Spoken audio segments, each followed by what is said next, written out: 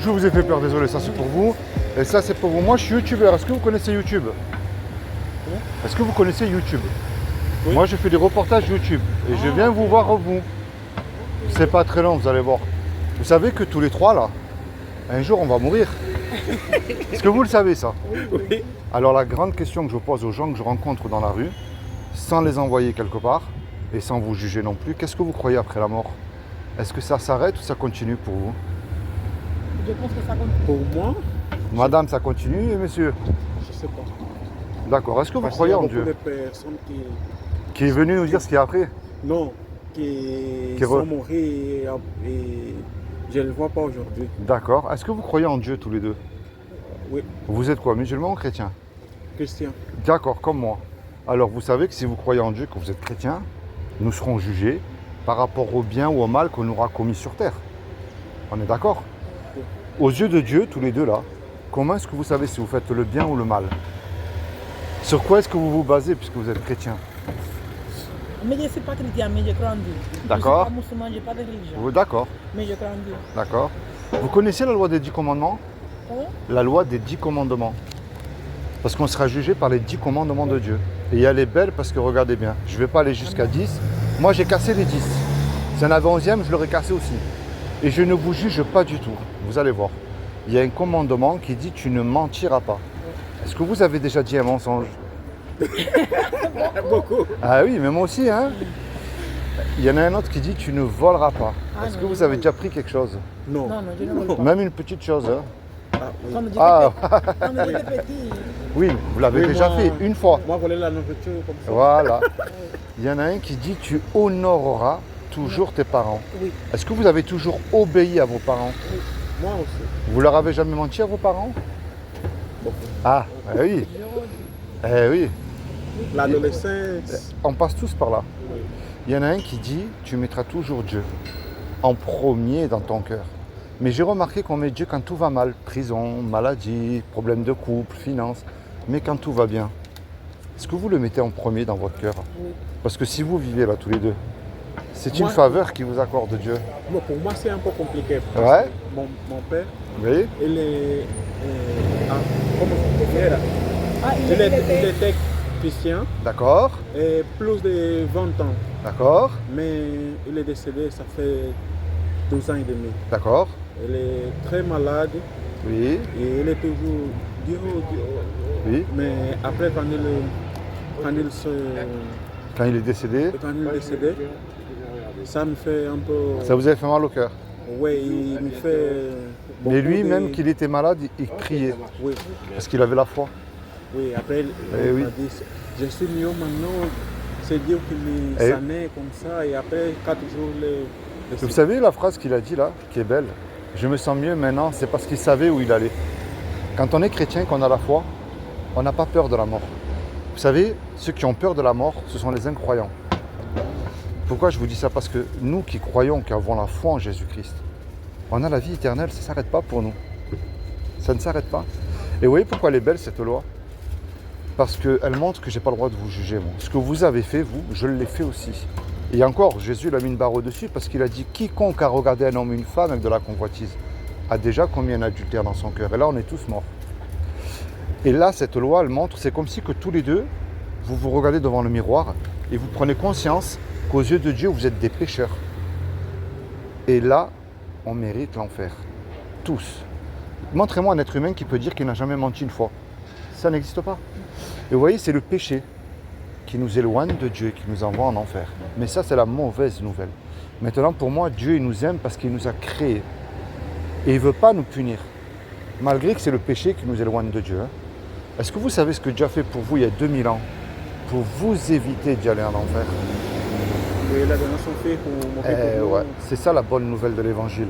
Il y a écrit dans la Bible, quiconque croit. Il n'a pas dit d'allumer un cierge, de suivre un pape, de prier Marie, non. Il a dit de croire que Jésus est le Fils de Dieu, qu'il est ressuscité du royaume des morts le 3e jour. Il aura la vie éternelle à mes côtés. Alors de croire, c'est très bien, hein, mais il y a un problème dans la Bible, il y a écrit tu fais bien de croire parce que les démons, ils connaissent Jésus, ils existent, hein, et tremblent. Alors moi, le but envers vous, enfin, moi je ne remplis aucun banc d'église. Vous savez que des hypocrites, il y en a de partout. Il y en a, ils chantent Alléluia dimanche matin, Oui. lundi, mardi, ils ont oublié. Hein. Il fait beaucoup de bêtises. Voilà. La clé, c'est la repentance. Ça veut dire là, dans votre cœur, vous prenez conscience que vous allez mourir, que vous serez devant Dieu et que c'est Jésus-Christ, votre avocat. Et vous décidez de suivre Jésus, vous jetez à la poubelle le péché. Je prends le mensonge, c'est plus simple. Vous êtes en couple là, tous les deux? Vous allez dire, moi, si je mens à ma femme ou moi à mon mari, personne ne sait, je m'en fous. Mais je ne peux plus faire ça. Et il m'accorde le paradis gratuitement. Sinon, ça voudrait dire que je lui crache une deuxième fois au visage. Alors, peu importe ce que ça me coûte, je décide de suivre Jésus. Et je sais que derrière, j'ai la bénédiction. Parce que je lui aurai obéi. Imaginez tous les trois là.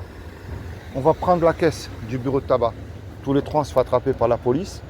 La police nous conduit au tribunal. Et la police nous laisse devant le juge. Et le juge, il dit, vous voyez tous les trois là, vous me donnez 1 million d'euros, vous partez tous les trois 15 ans en prison. On n'a pas l'argent parce qu'on s'est fait attraper. Et on ne peut pas revenir en arrière, effacer le mal qu'on a fait. Et on ne peut pas dire au juge, monsieur le juge, laissez-moi partir, moi, sur la vie de ma mère, je recommence plus, c'est fini. Enfin, ça ne marche pas ça. Hein. Le juge, il va dire, moi, je ne vais rien savoir, vous me donnez l'argent ou vous partez en prison. On se regarde tous les trois, on ne sait plus quoi faire. Mais il arrive, tout à coup, un homme qu'on ne connaît pas. Et cet homme-là, par amour pour nous, il rentre dans la salle du tribunal et il donne l'argent. Le juge, il nous libère. Mais imaginez-vous dans le film, cet homme qui a donné l'argent, il vient vous voir tous les deux là. Qu'est-ce que vous allez lui dire? Merci. Merci. Oui. Si vous demandez un service, vous allez lui rendre, ce qui est normal aussi. Vous voyez cette image-là?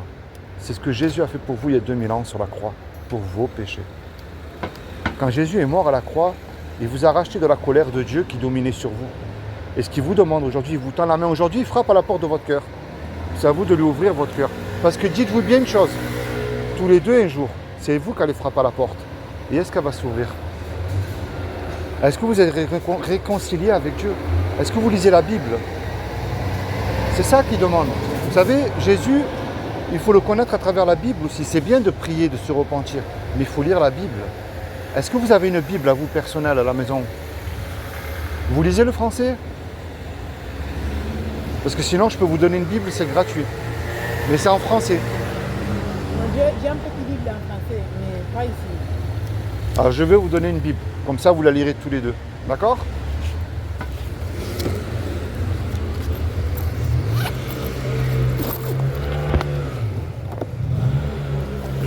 Regardez. Ça, c'est une Bible. Et je vous encourage à commencer à lire dans l'évangile de Jean. Et ça, c'est pour vous, c'est cadeau. Merci. C'est comment vos prénoms? Moi, c'est Philippe. Moi, c'est pour l'eau. Polo. Paola. Polo. Et Paola. Vous êtes de quel pays? Et République dominicaine. République dominicaine. Angola. Angola. Eh bien, soyez bénis tous les deux. Que Dieu bénisse votre couple. Mais souvenez-vous d'une chose. Vous savez, un bon chrétien, ça n'existe pas. Mais lorsque Jésus il voit que vous essayez de toutes vos forces de vous détourner du péché, c'est lui qui fera le reste. Prenez conscience que vous ne méritez rien. C'est une grâce qu'il vous accorde. Et ne laissez jamais personne vous dire que Jésus est une religion. Ce n'est pas une religion. C'est une relation personnelle. Parce que vous avez eu des tristesses que moi, je n'ai pas eues. Madame a eu des joies que moi, je n'ai pas eues. Vous voyez, on a chacun une vie particulière.